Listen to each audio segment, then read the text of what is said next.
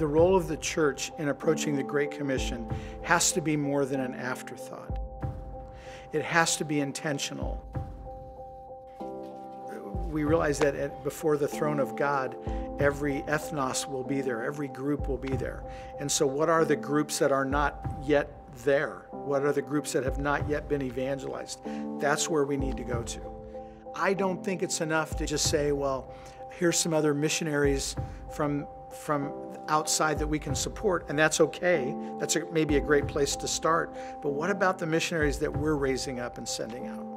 To be entrusted with the gospel in the context of the Great Commission means that you have to communicate the gospel clearly across boundaries, language, culture, and be able to make sure that that message actually gets through to the people who we're communicating to. And so when they go to give the gospel, people are hearing it with ears that can really hear it because it's being spoken in their own language and culture.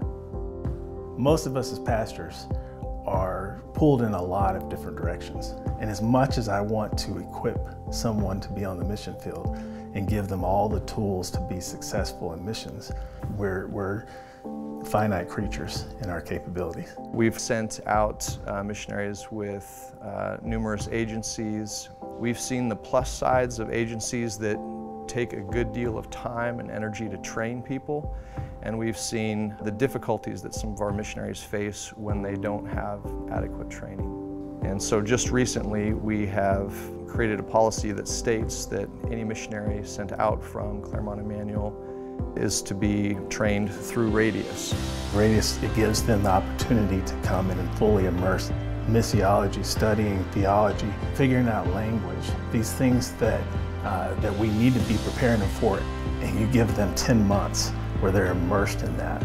Man, it's amazing. I love it.